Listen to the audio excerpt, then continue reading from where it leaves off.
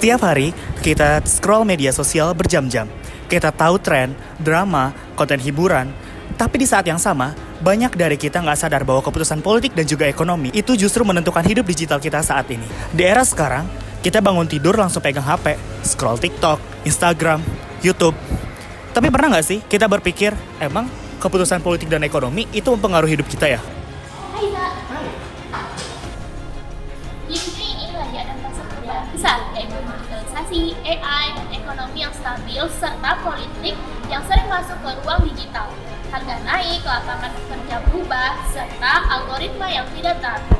Dan itu semua bukan kejadian random loh, tapi hasil dari keputusan politik bisnis. Masalahnya, banyak studi yang mengucapkan bahwa generasi muda justru pada minat yang relatif rendah konten dan politik ekonomi. Serta di media sosial itu, konten hiburan masih jauh lebih banyak diminati dibandingkan membahas tentang kebijakan ekonomi dan politik bisnis. Padahal bekal itu paling lama hidup dan dengan dampak keputusan hari ini kita. Gen Z sering dibilang generasi paling vokal, aktif di media sosial, berani bersuara, dan banyak terlibat dalam isu-isu politik. Tapi di sisi lain, masih banyak yang cuma ikut arus viral tanpa benar-benar paham konteks, kebijakan, dan dampak ekonominya. Padahal, Gen Z sekarang adalah pemilih pemula, pekerja awal, dan pelaku ekonomi digital. Melek politik dan bisnis bikin Gen Z nggak cuma rame, tapi relevan. Milenial sekarang ada di fase paling berat. Kerja, bayar pajak, bangun karir, bahkan bikin usaha sendiri. Mereka ngerasain langsung dampak kebijakan ekonomi dan juga politik. Sayangnya, banyak milenial yang udah capek duluan dan akhirnya apatis. Padahal, tanpa kesadaran politik dan ekonomi, milenial cuma jadi objek kebijakan, bukan subjek perubahan. Data terbaru tahun 2024 sampai 2025 menunjukkan bahwa penetrasi internet dan media sosial di Indonesia itu sangat tinggi, terutama di kalangan Gen Z dan juga milenial. Tapi tingkat literasi politik dan juga ekonomi masih belum sebanding dengan intensitas konsumsi digital. Artinya, kita aktif secara digital, tapi belum tentu kritis secara politik dan juga ekonomi. Karena itulah, pendidikan politik dan juga bisnis itu perlu dikemas ulang. Bukan dengan bahasa yang baku ya, bukan juga dengan ceramah satu arah, tapi lewat media digital yang relevan, mudah dipahami, dan dekat dengan generasi hari ini. Dari situ, video ini dimulai. Kalau di bagian sebelumnya, kita udah ngebahas kenapa kesadaran politik dan juga bisnis itu penting buat generasi digital. Nah, sekarang kita masuk ke pertanyaan yang lebih konkret, yaitu sebenarnya politik dan bisnis itu hadir di mananya sih dan dalam kehidupan sehari-harinya kita gitu. Jawabannya itu salah satunya itu ada di transportasi umum. Transportasi umum sering dianggap cuma soal naik bus kayak Transjakarta, atau naik KRL, MRT, atau juga LRT. Padahal, di balik satu perjalanan, ada keputusan politik dan bisnis yang panjang. Mulai dari penentuan rute, harga tiket, subsidi, kualitas layanan, sampai keputusan apakah sebuah wilayah layak dapat transportasi publik atau tidak. Semua itu bukan keputusan netral, melainkan hasil dari proses kebijakan publik dan pertimbangan ekonomi. Asalkan kesadaran itu, kami memperkenalkan sebuah media edukasi yang bernama T-Edu. T-Edu adalah channel YouTube edukasi yang membahas mengenai transportasi umum adalah sebuah rancangan dari politik dan juga bisnis.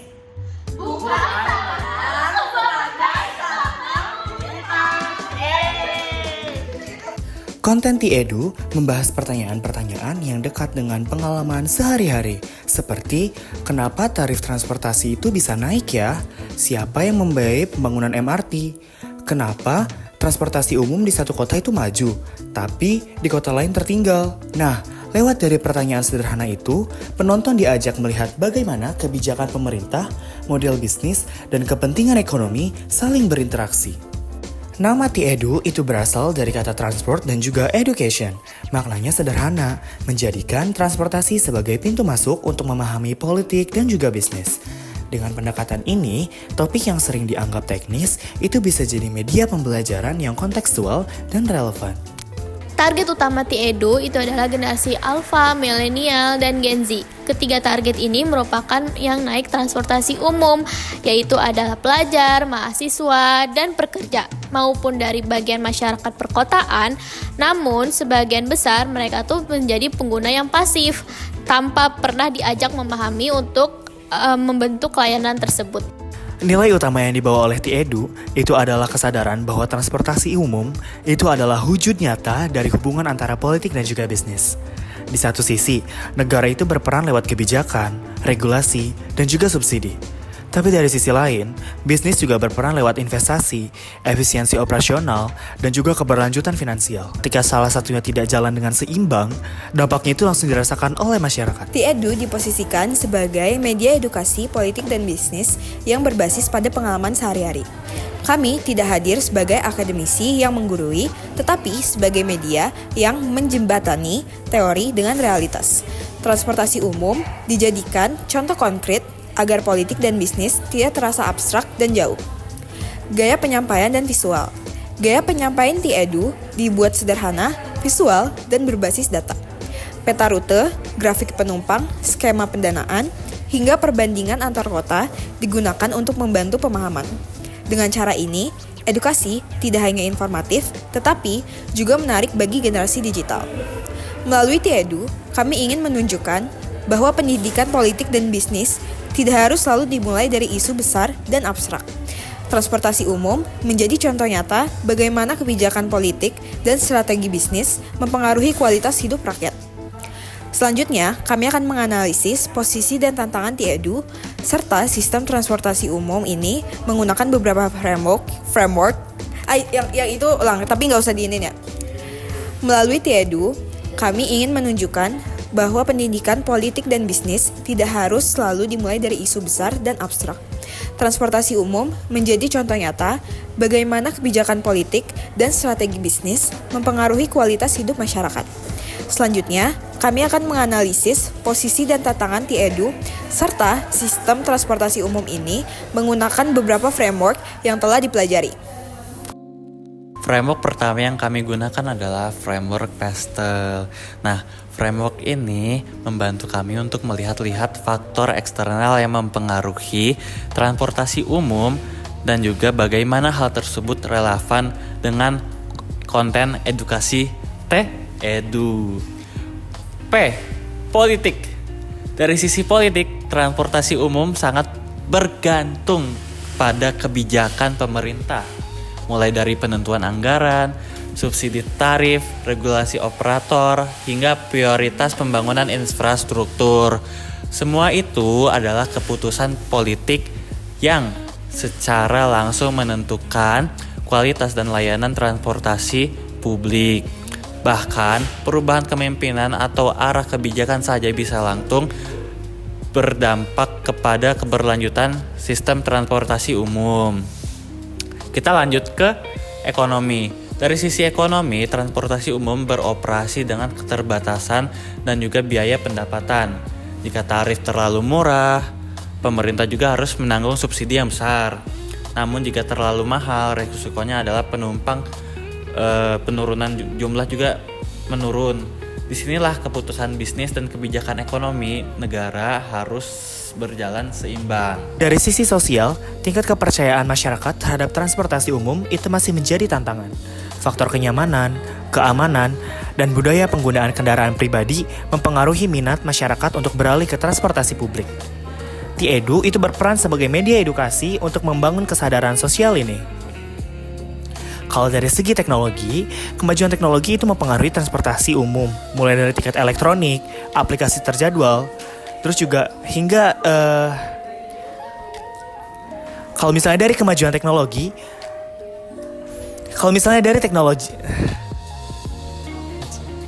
udah lanjutin aja.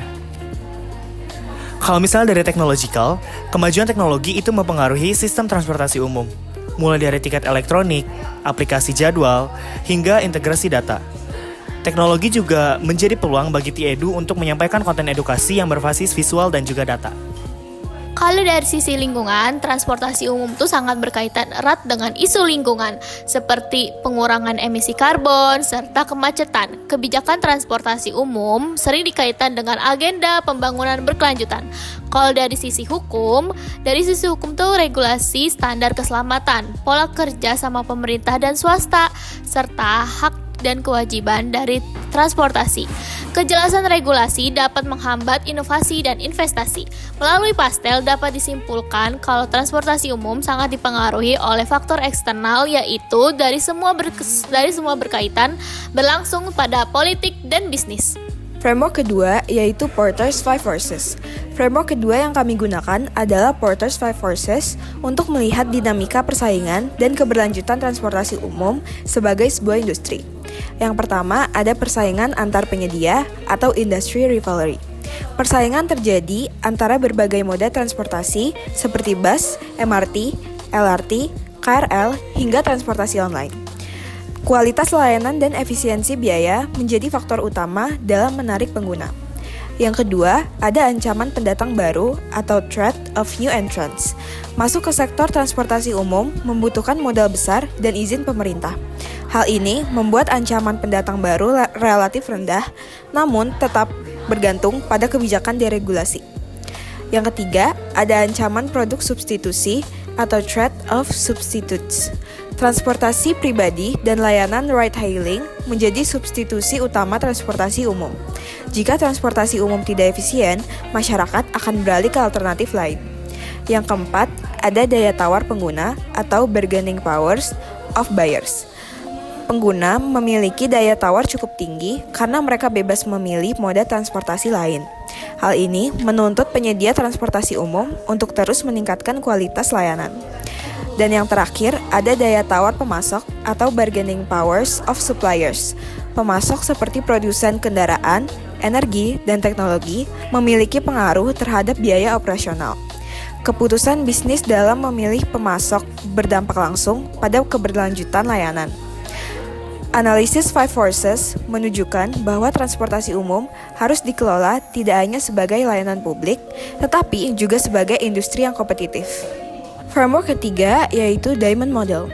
Framework ketiga yang kami gunakan adalah Diamond Model untuk melihat faktor keunggulan dan kelemahan sistem transportasi umum dalam konteks nasional. Yang pertama, ada faktor conditions, yaitu kondisi infrastruktur, sumber daya manusia, dan teknologi menjadi faktor dasar dalam pengembangan transportasi umum. Yang kedua, ada demand conditions. Permintaan transportasi publik dipengaruhi oleh urbanisasi dan pertumbuhan penduduk perkotaan. Semakin tinggi kebutuhan mobilitas, semakin besar tekanan terhadap sistem transportasi. Yang ketiga, related and supporting industries. Industri pendukung seperti teknologi informasi, energi, dan konstruksi berperan penting dalam pengembangan transportasi umum. Yang keempat, firm strategy, structure, and rivalry.